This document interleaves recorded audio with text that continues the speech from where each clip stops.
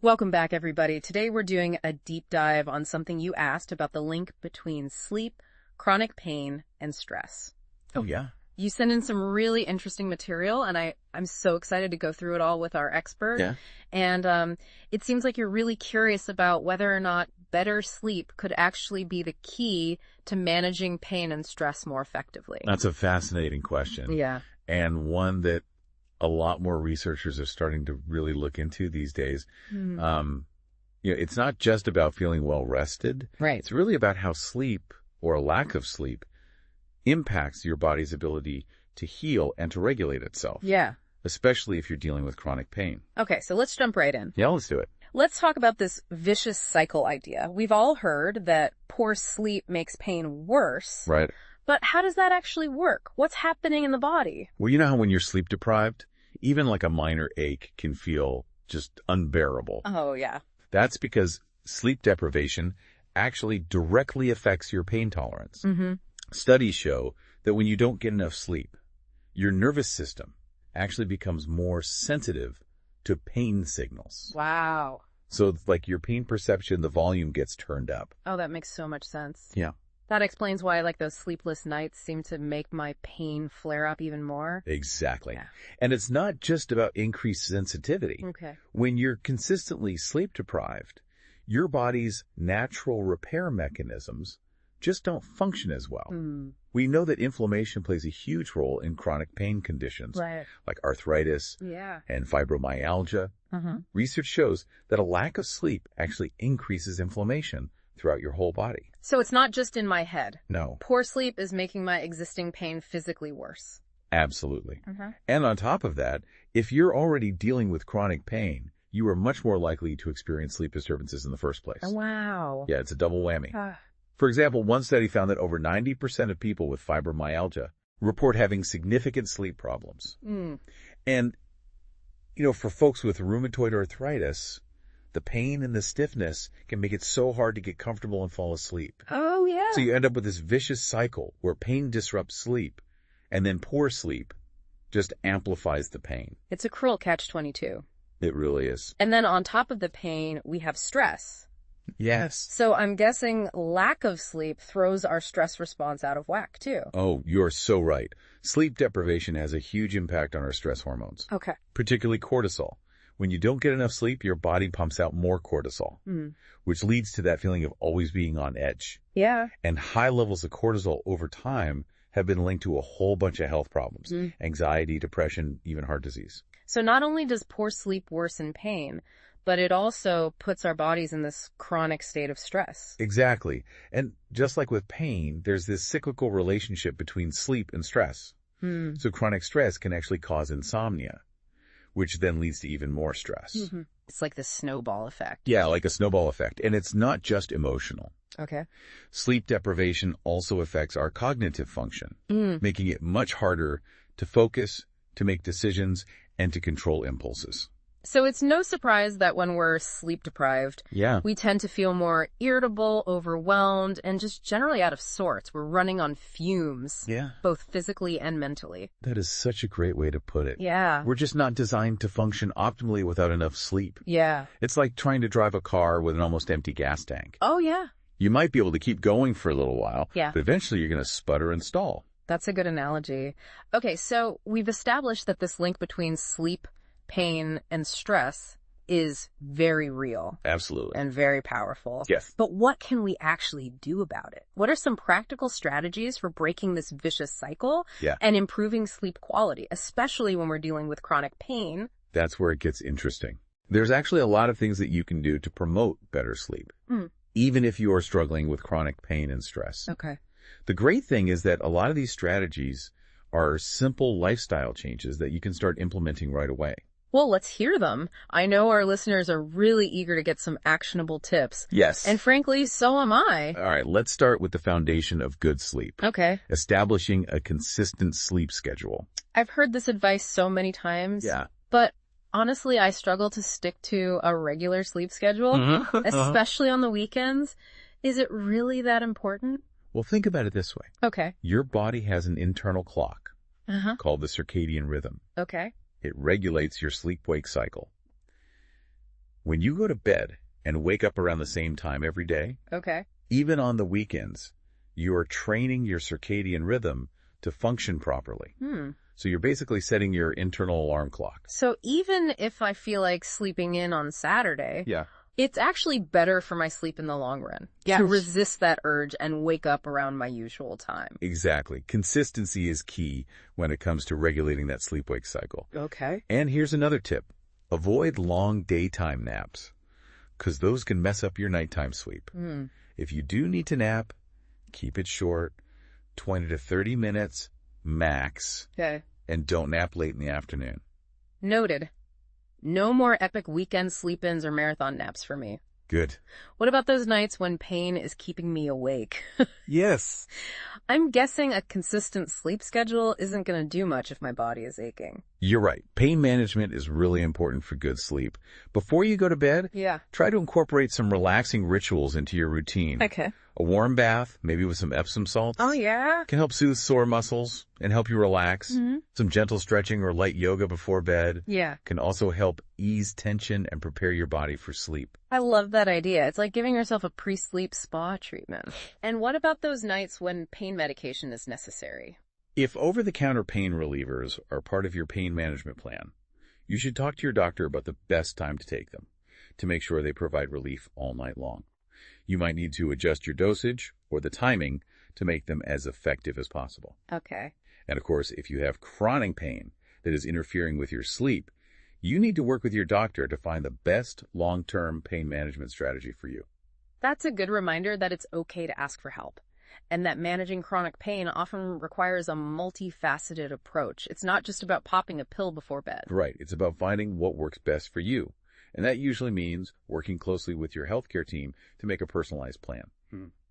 But let's move on from pain management and talk about the environment that you're sleeping in. Okay, I'm all ears. I've been meaning to give my bedroom a sleep sanctuary makeover. Wait. Where do we start? Think. Dark, quiet, and cool. Okay. Start by making sure that your bedroom is really dark. Invest in some blackout curtains if you need to. And you might want to even consider using a sleep mask to block out any leftover light. That makes sense. I know light can interfere with melatonin production. That's the hormone that regulates our sleep-wake cycle. Exactly. And then there's noise. If you live in a noisy environment, think about using earplugs or a white noise machine to create a more peaceful space. Even subtle noises can interrupt sleep, especially if you are a light sleeper. I've definitely been guilty of falling asleep with the TV on, thinking it was helping me doze off. Right. But I bet that's actually counterproductive. Yeah, it can be. The flickering light and the sounds from the TV can actually stimulate your brain and make it harder to fall asleep and stay asleep. And while we're talking about electronics, it's best to avoid using your phone, your tablet, or computer in the hour or two before bed. That's a tough one. I'm so used to scrolling through my phone before bed. Yeah. I know the blue light emitted from those devices can interfere with melatonin production. Exactly. It's a hard habit to break, but it's worth it for your sleep. Instead of screen time, try reading a book, listening to some calming music, or practicing some relaxation techniques. Okay, I'm starting to see a theme here. Creating a bedtime routine that signals to my mind and body that it's time to wind down. Exactly. So, what other relaxation techniques can help us prepare for sleep, especially when stress is a factor?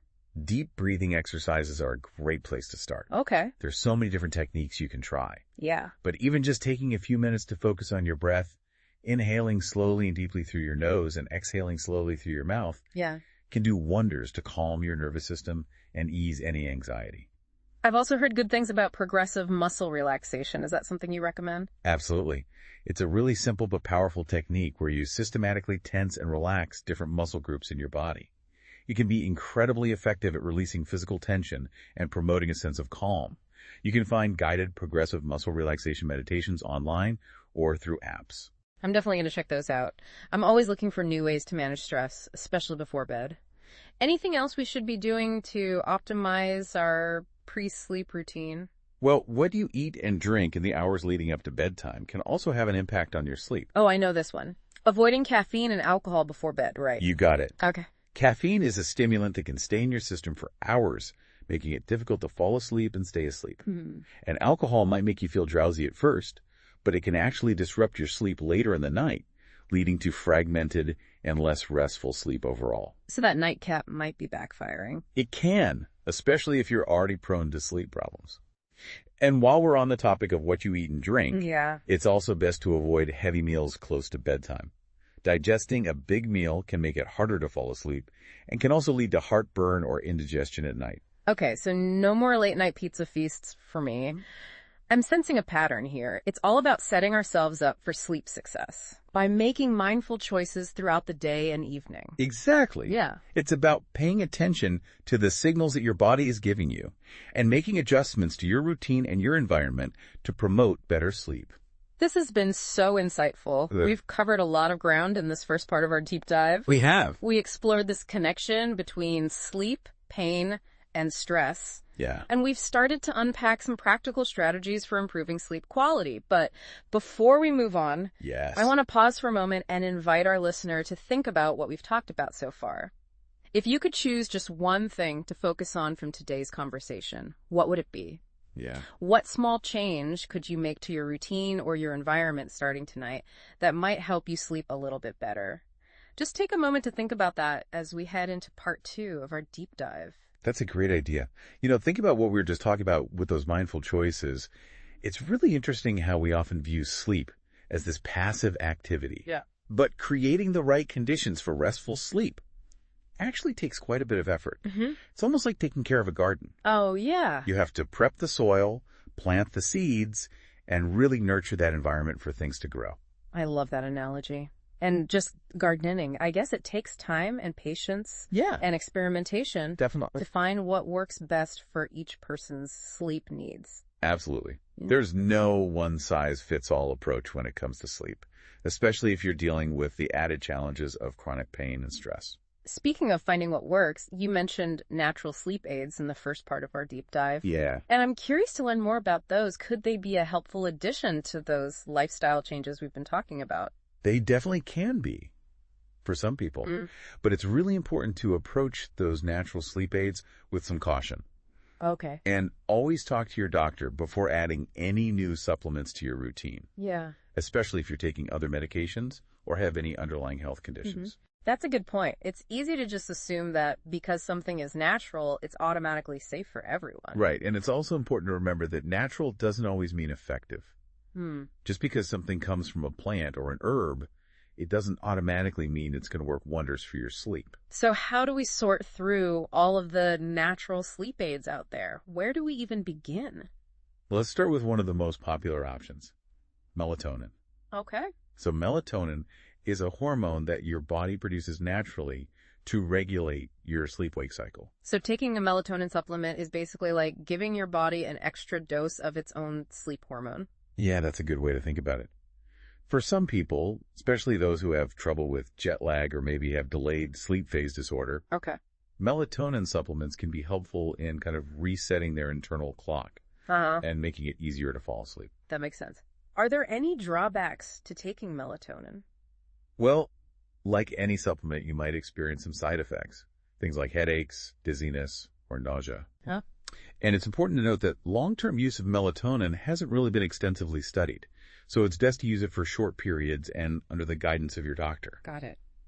So melatonin might be a good option for occasional sleep troubles, but it's not necessarily a long-term solution.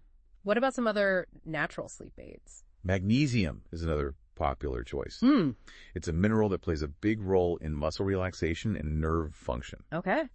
And some studies suggest that it might actually be able to help improve sleep quality. I've heard that Epsom salt baths, which have magnesium, can be relaxing and good for sleep. Is there any truth to that? There's some evidence out there to support that idea, but we do need more research. So soaking in a warm bath with Epsom salts before bed might be something to try, especially if you find it relaxing. I'm all about a good Epsom salt bath. What about those herbal teas that we mentioned earlier? Yeah. Chamomile, valerian root, passion flower, are those generally considered safe and effective? They've been used for their calming and sleep-promoting effects for a very long time. Yeah. And there is some scientific evidence to support their use, but again, the research is still pretty limited. So maybe worth experimenting to see if they work for you. But again, check with your doctor first. Yes. Especially if you have any health conditions or are taking other meds. Absolutely. And, even with natural remedies, consistency is key. Just like having a regular sleep schedule can really help regulate your internal body clock, using natural sleep aids in a consistent way can help your body adjust and maybe see those benefits. Got it. Okay, so we've covered lifestyle changes. We've talked about natural sleep aids. Yes. But what if none of that is enough? At what point should someone consider seeking professional help for their sleep issues? That's a great question.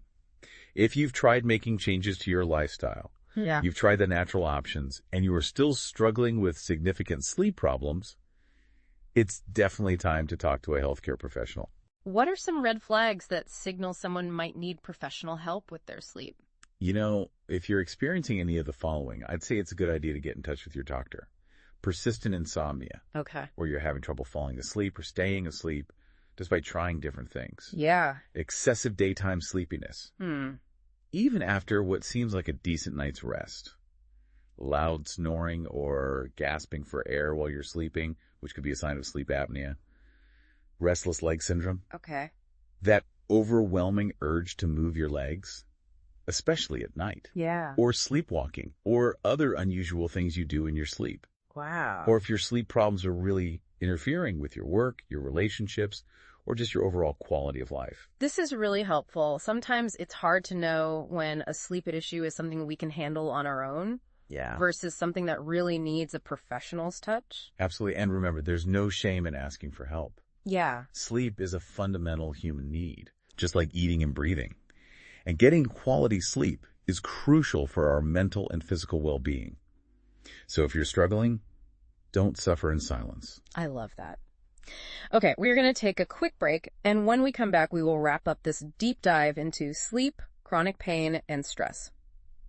Don't go anywhere. As we've been exploring this connection between sleep, pain, and stress, I've been thinking about how much our understanding of sleep has changed. Oh, it really has. Yeah.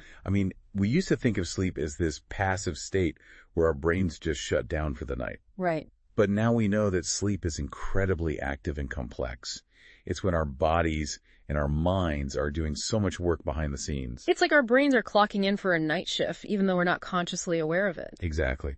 During sleep, our brains are busy consolidating memories, processing emotions, clearing out waste products, repairing tissues. It's like a nightly tune-up for our whole system. So when we don't get enough sleep, it's like we're skipping essential maintenance for our bodies. Yeah, you got it. Yeah. It's like running a marathon and never stopping to rest or refuel. Eventually, you're going to break down. Right. And it's the same for our brains and our bodies when we chronically don't get enough sleep. So if we think of sleep as an investment in our well-being, it makes sense that we'd want to optimize it as much as possible. Absolutely. And that's where all of the strategies we've talked about come in. Right. It's about creating those ideal conditions for sleep to flourish, both internally and externally. Understanding how our choices, our sleep environment, and even our thoughts and emotions can affect how well we sleep. And knowing that there's not a one-size-fits-all solution. Definitely not. What works for one person might not work for someone else. It's about trying things out, being patient, and finding what works best for you. That's so true. I think it's also important to keep in mind that improving sleep is an ongoing journey. It's not like reaching a destination. Yes. There'll be times when we sleep great and times when we struggle. There will be setbacks and triumphs. It's all part of the process. It really is. Yeah, it's not about striving for perfection, but about making those gradual changes and being happy with the small wins we have along the way. Maybe one week you really focus on creating a consistent sleep schedule, and the next week you work on making your bedroom a sleep sanctuary. Those small steps, done consistently, can make a huge difference over time. Absolutely. And remember, it's totally okay to ask for help during that process. Yeah. If you're feeling lost or overwhelmed, reach out to a healthcare professional who can give you some guidance and support. There are so many resources available to help you sleep better and boost your overall well-being. This has been such a fascinating and informative deep dive. We've explored this intricate web connecting sleep, chronic pain, and stress. We have. And we've uncovered so many strategies for better sleep. From easy lifestyle changes to natural remedies and professional support, there's a lot to explore. And it's been such a pleasure diving into all of this with you. Absolutely. And before we go, we want to leave you with a sense of hope. You have the power to make decisions that support healthy sleep. Yes, you do. And there are so many resources available to help you on your journey. Remember, making sleep a priority isn't selfish. Nope. It's so essential. It's like an act of self-care that lets you show up as your best self. Yeah. For yourself and for everyone around you. Sweet dreams, everybody. Sweet dreams.